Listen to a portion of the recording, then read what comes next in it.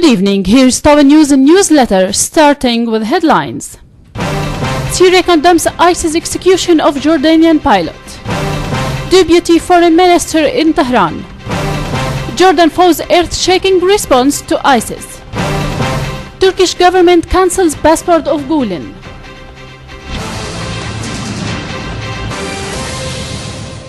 Starting with the Syrian view, the Foreign and Expatriates Ministry condemned the execution of Jordanian pilot Muaz al-Kasasbi at the hands of the Islamic State in Iraq and Syria, ISIS.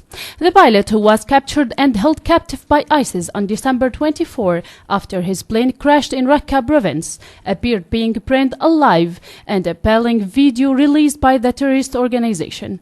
The ministry described the execution as a horrific crime and expressed deep condolences to al-Kasasbi family and to the brotherly people of Jordan.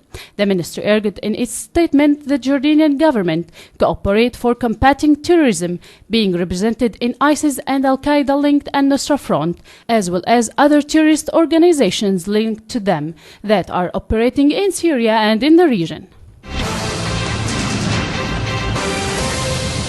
On the ground, an army unit crushed a den belonging to ISIS terrorists in Hasima village north of Raqqa province.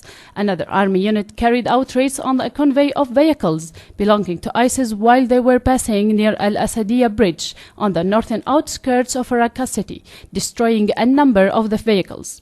An army unit targeted with heavy artillery dens of ISIS terrorists in Tal Hamis town in the southern countryside of Kamishli in the northern province of Hasaki, inflicting heavy losses upon them, in addition to using heavy artillery destroying a gathering of ISIS in Al-Malabiyah area, leaving many terrorists dead or injured. While the army crushed several gatherings and vehicles belonging to terrorists in Al-Kalamon mountains, the army also killed and injured a number of terrorists in many areas in Douma, with websites affiliated the Islam Army terrorist organization confessing that 20 terrorists were killed and over than 80 were injured.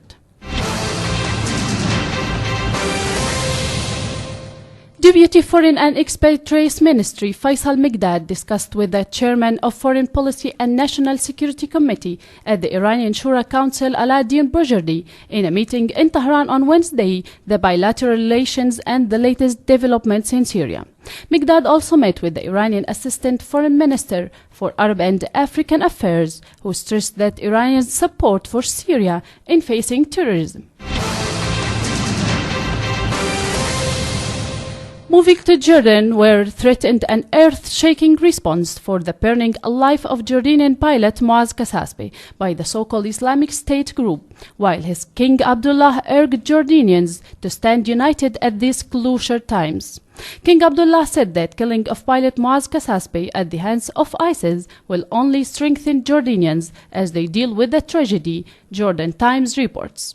The king said, as this difficult time, it's our duty of all citizens to unify their ranks and show the true character of the Jordanian people when they face hardships and plights, which will only strengthen us and reinforce our unity. It will only strengthen, he added.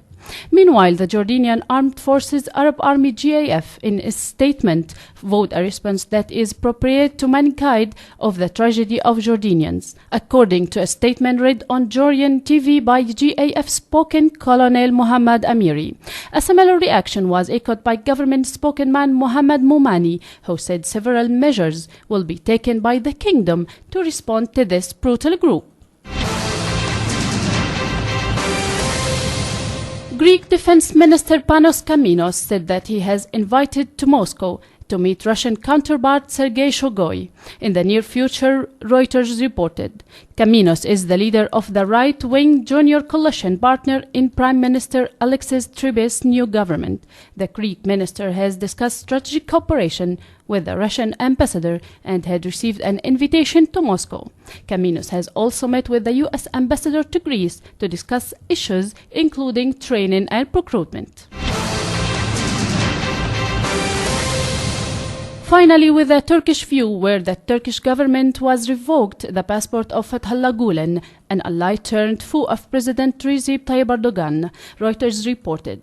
Erdogan and his ruling AK party said Gulen and his supporters seek to establish a parallel state in Turkey. The US-based Muslim Claire Gulen, who denies the accusations, says Erdogan is leading Turkey toward totalitarianism. That was all for today. Thanks for joining us. I'm Nibal Hneidi. Good night.